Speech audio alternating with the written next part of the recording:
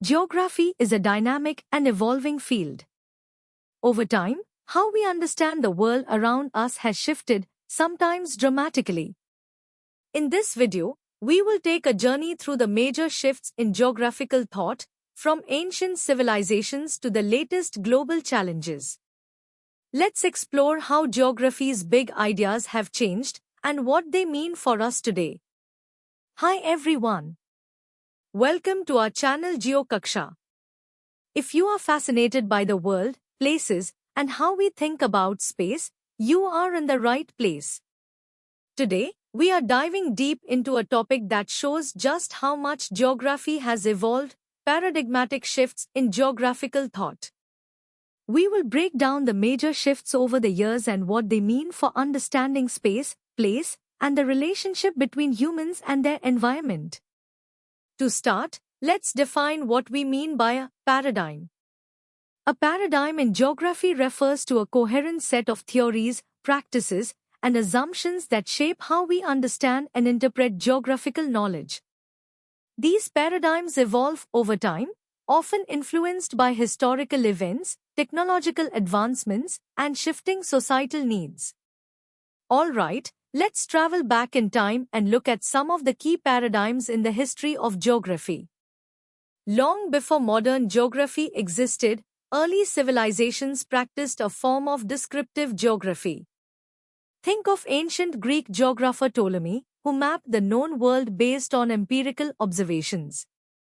But this was not yet a science as we know it today, it was more about recording the natural world. During the medieval period, geography was closely tied with philosophy and theology, often focusing on understanding the world through a holistic lens, mixing geography with spiritual insights. These early efforts laid the groundwork for future exploration, even though they lacked systematic theories and methodologies.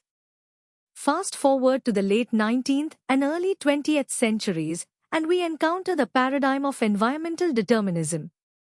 Think of scholars like Frederick Ratzel and Ellen Churchill Semple, who argued that the physical environment, climate, landscape, and geography determined human behavior and societal development.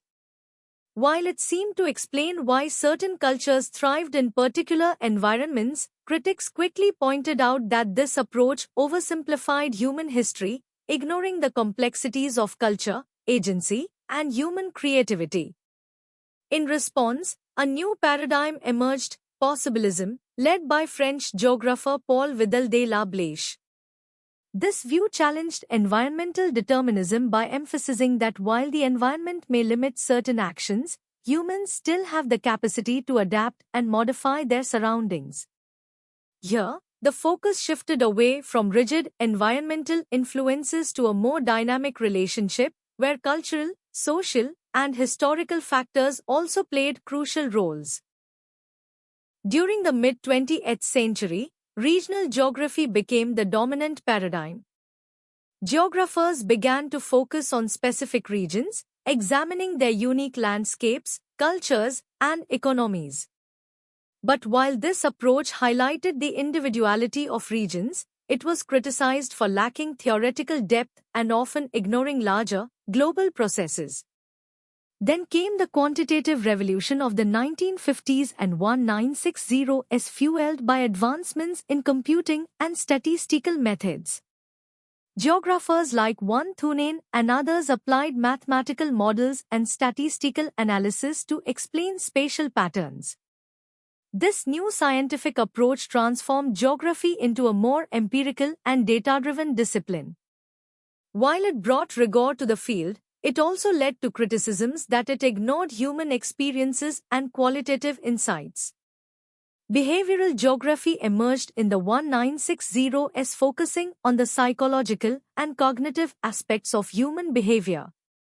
Rather than just looking at statistical data, this paradigm sought to understand how people perceive, interact with, and make decisions about space.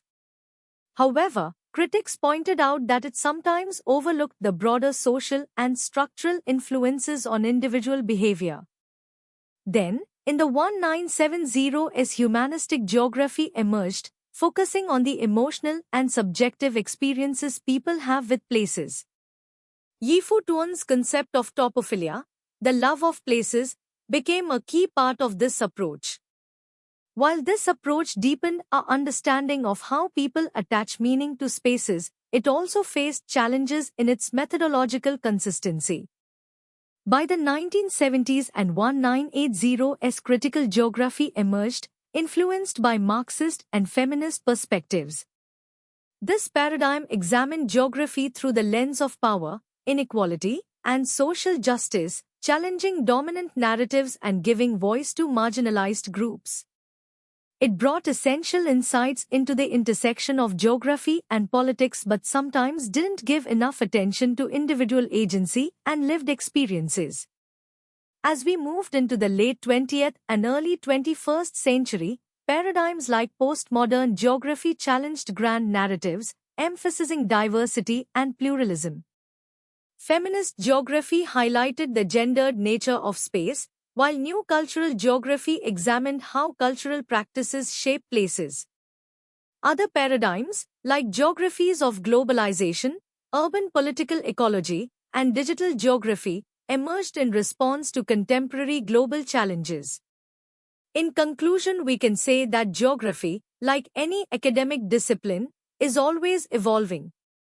As we face new challenges, from climate change to digital transformation, geographic thought will continue to adapt. Whether it is understanding the impacts of globalization or exploring how we can make cities more sustainable, geography offers crucial insights into our world. Each paradigm shift has built upon the last, bringing new theories, methods, and perspectives into the fold. The future of geography will likely be integrative, blending quantitative, qualitative, and interdisciplinary approaches to tackle the complex problems of today's world. Thanks for joining us on this journey through the paradigms of geography. If you found this video insightful, don't forget to like, subscribe, and share your thoughts in the comments. What paradigm do you think will shape the future of geography? Let us know.